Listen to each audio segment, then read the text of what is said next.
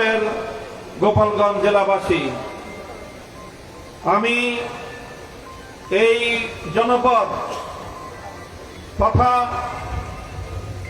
শত শত বর্ষের এই কখনো পূর্ববঙ্গ, কখনো পূর্ব পাকিস্তান, কখনো বাংলাদেশ নামক এই জনপদের হাজার বছরের শ্রেষ্ঠ সন্তান মুজাহিদে আজম আল্লামা শামসুল হক ফরিদপুরি রহমতুল্লাহ আলাইহির স্মৃতিধন্য এ মাটিতে দাঁড়িয়ে সর্বপ্রথম মহান আল্লাহ পাক রব্বুল আলামিনের দরবারে শুকরগুজারি আদায় করছি, যিনি এই গোপালগঞ্জের মাটি এবং মানুষকে আল্লামা শামসুল হক ফরিদপুরি রহমতুল্লাহ আলাইহির বিপ্লবী আদর্শের ভিত্তিতে আল কোরআন এবং ইসলামী সমাজ গড়বার লক্ষ্যে একটি দীপ্ত কাফেলা হিসেবে বাংলাদেশ খেলাফত মজলিসকে আজ এই পর্যায়ে উন্নীত করেছেন।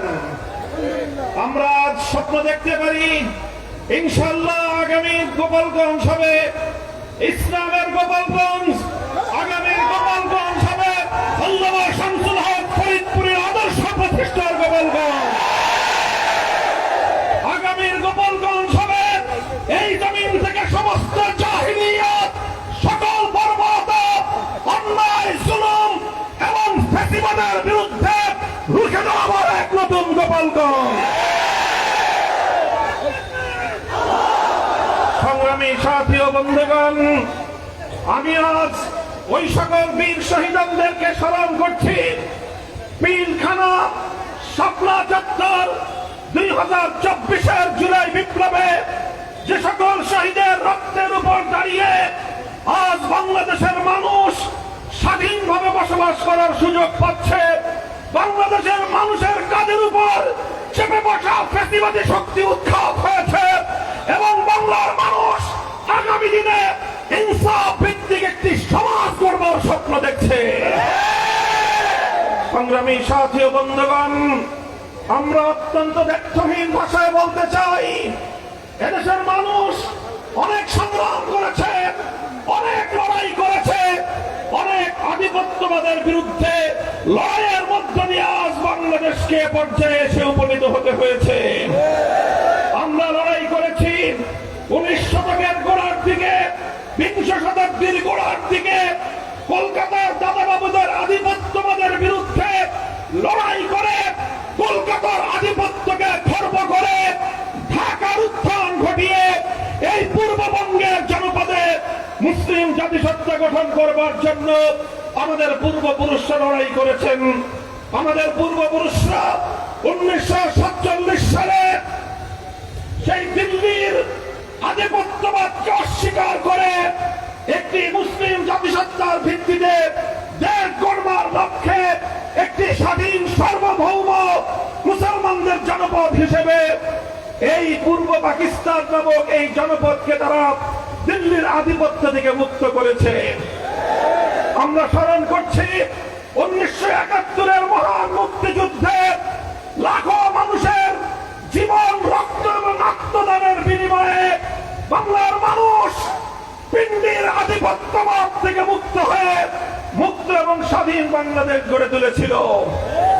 দুঃখ এবং পরিতাপের বিষয়, 1905 সালে আমরা বঙ্গভঙ্গ করলাম, 1947 সালে আমরা মুসলিম জাতিসত্তার ভিত্তিতে দেশ গঠন করলাম, 71-এ আমরা জুলুম এবং বৈষম্যের বিলোপের জন্য মুক্তিযুদ্ধ করলাম।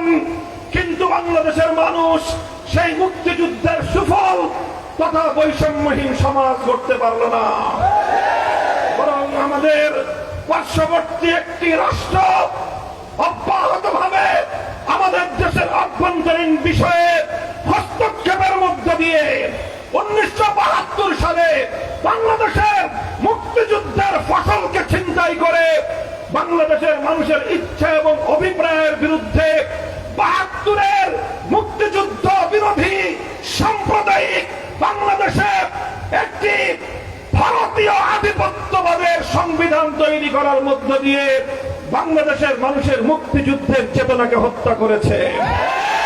তাই 2024 সালে যখন এদেশের ছাত্র জনতা অধিকার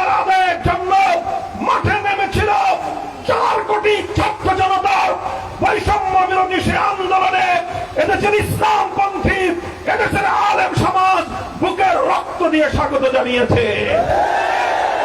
আমরা বলতে চাই, এভাবেই এদেশের ইসলাম প্রিয় জনতা প্রতিটি আধিপত্যবাদ বিরোধী লড়াইয়ে দেশের মানুষের অধিকার আদায়ের প্রতিটি সংগ্রামে রক্ত দিয়েছে, জীবন দিয়েছে, কিন্তু কাঙ্ক্ষিত ইসলামের সোনার বাংলাদেশ আজও পর্যন্ত আমরা গড়তে পারিনি। তাই আজ আমরা বলতে চাই, যেভাবে আমাদের 47-এর অধিকার হরণ করা হয়েছে, স্বপ্ন পূরণ হয় নাই, 71-এর মুক্তিযুদ্ধের অর্জনকে ছিনতাই করা হয়েছে, স্বপ্ন পূরণ হয় নাই, 24-এর গণ-অভ্যুত্থানের ফসল ঘরে নিয়েই আমাদেরকে মাঠ থেকে ফিরতে হবে। সংগ্রামী সাথী ও বন্ধুগণ, 24 জুলাই বিপ্লবের চেতনার ভিত্তিতে আজ এই গোপালগঞ্জের এই মুক্ত মঞ্চে দাঁড়িয়ে আমি স্পষ্ট ভাষায় বলতে চাই, 72-এর ভারতীয় আধিপত্যবাদী বন্দোবস্তে আগামীর বাংলাদেশ চলতে পারে না। ভারতীয় সংবিধানের মূলনীতির ভিত্তিতে প্রণীত 71-এর মুক্তিযুদ্ধের চেতনা পরিপন্থী 72-এর সংবিধান বাংলার মাটিতে চলতে দেওয়া হবে না। আগামীর বাংলাদেশ গড়ে উঠবার জন্য 2024-এর জুলাই বিপ্লবের সনদকে রাষ্ট্রীয়ভাবে স্বীকৃতি প্রদান করে, আইনি ভিত্তি প্রদান করেই 2026 সালের ফেব্রুয়ারির জাতীয় নির্বাচন হতে হবে। সংগ্রামী সাথী ও বন্ধুগণ, জুলাই বিপ্লবের ছাত্র জনতা এদেশের শাহাদাত বরণকারী আবাল বৃদ্ধ সহস্রাধিক প্রাণের অযুত প্রাণের রক্তের বিনিময়ে দ্বিতীয় স্বাধীনতার যে স্বাদ বাংলার মানুষ উপভোগ করতে শুরু করেছে, এটাকে পূর্ণাঙ্গতা পর্যন্ত পৌঁছে দেওয়াই আমাদের আগামী দিনের সংগ্রাম। আমি আপনাদেরকে উদাত্ত আহ্বান জানাচ্ছি, বাংলাদেশে ফ্যাসিবাদ উৎখাত হয়েছে, নতুন কোন ফ্যাসিবাদ বাংলার মাটিতে আর শেকড় কেড়ে বসতে দেওয়া হবে না ইনশাআল্লাহ। এদেশের মানুষ অনেকবার প্রতারিত হয়েছে, এদেশের মানুষের মুক্তির সংগ্রামের প্রতিবারের বিজয়কে ছিনতাই করা হয়েছে।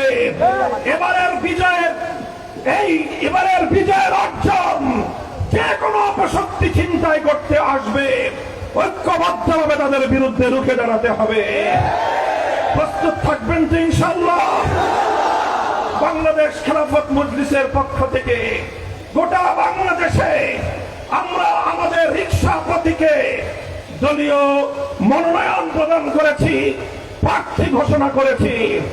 আমি আমার মনোনীত সংগঠনের প্রার্থীদেরকে আপনাদের কাছে তুলে দিতে চাই এবং আপনাদেরকেও বলতে চাই, আমরা নির্বাচনে যেভাবে অংশগ্রহণ করি না কেন, আমরা যাদেরকে মনোনয়ন দিয়েছি, আগামী 5 বছর আপনাদের যে কোনো দুঃখ কষ্টে, আপনাদের যে কোনো সমস্যা সম্ভাবনায় আমাদের প্রার্থীরা আপনাদের সাথে ছায়ার মতো সঙ্গী হয়ে থাকবে ইনশাআল্লাহ।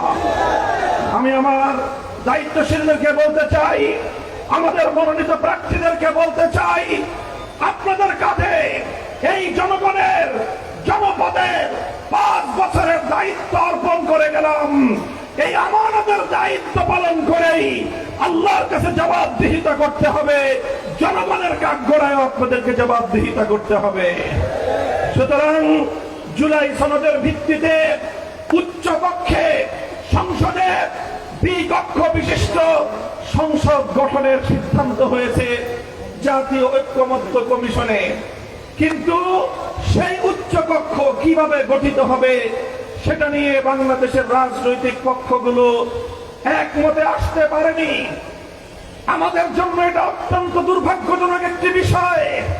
জুলাই বিপ্লবে যাদের সন্তানরা রক্ত দিয়েছিল, যাদের ভাইয়েরা রক্ত দিয়ে বাংলাদেশে 5ই আগস্ট নতুন করে বাংলাদেশকে আবার স্বাধীনতার স্বাদ আস্বাদন করিয়েছে, সেই সহস্রাধিক রক্তদাতার সাহসী শাহাদাত বরণকারী বীর শহীদের আত্মত্যাগের এত অল্প সময়ের মধ্যেই জুলাই বিপ্লবের অংশীদাররা নিজেদের মধ্যে পারস্পরিক যে বিভক্তি এবং যে বিরোধের মধ্যে জড়িয়ে পড়েছে, বাংলাদেশ চায় না। আমরা চাই জুলাই সনদের ভিত্তি হবে আগামীর বাংলাদেশ গড়বার প্রধান রোডম্যাপ।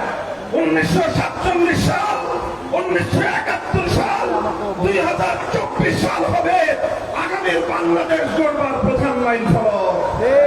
2013 সালে শাপলা চত্বরে নবী প্রেমিক তৌহিদি জনতার বুকের রক্তের উপর বিপ্লবের যে পাটাতন গড়ে উঠেছিল, সেই পাটাতনের উপর দাঁড়িয়ে 24-এর বিপ্লব প্রতিষ্ঠিত হয়েছে।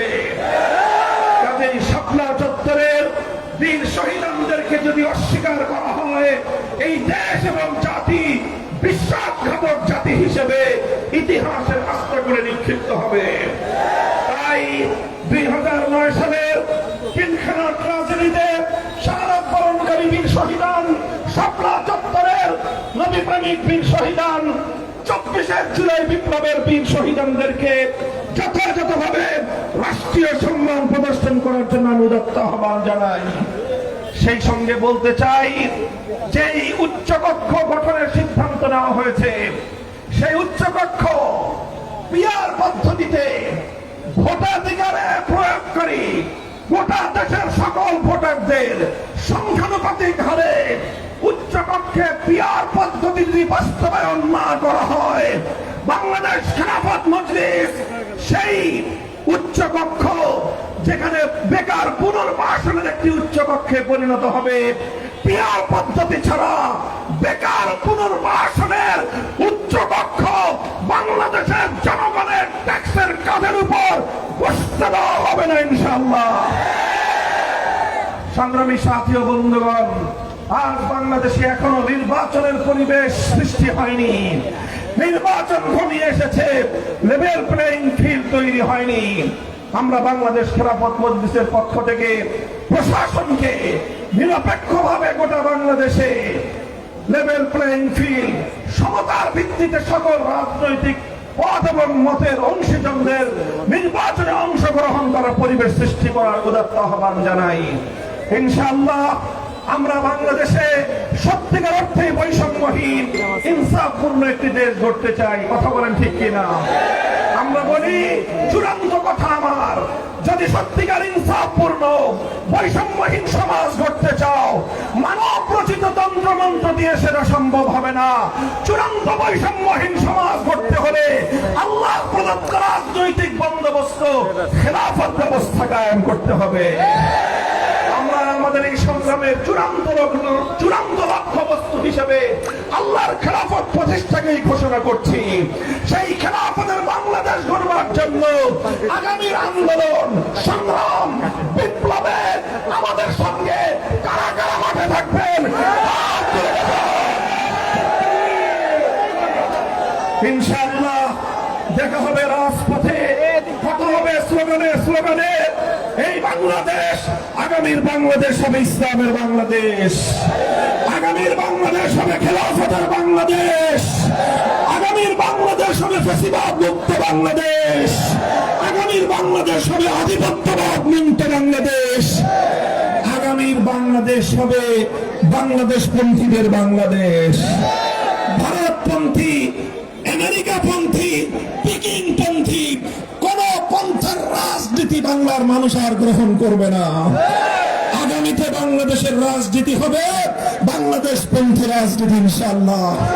সেদিনের সেই স্বপ্ন দেখিয়ে আগামীর সংগ্রাম এবং বিপ্লবের শপথ নিয়ে আপনাদের সকলকে ধন্যবাদ জানিয়ে বক্তব্য শেষ করছি। ওয়া আখিরু দাওয়ানা আলহামদুলিল্লাহি রাব্বিল আলামিন। সুবহানাল্লাহি ওয়া বিহামদিহি, সুবহানাকাল্লাহুম্মা ওয়া বিহামদিক, আশহাদু আন লা ইলাহা ইল্লা আনতা, আস্তাগফিরুকা ওয়া আতুবু ইলাইক। ওয়া সাল্লাল্লাহু তাআলা আলা খায়রি খালকিহি মুহাম্মদ ওয়া আলিহি ওয়া সাহবিহি আজমাইন। আল্লাহুম্মা আমিন বিরহমাতিকা।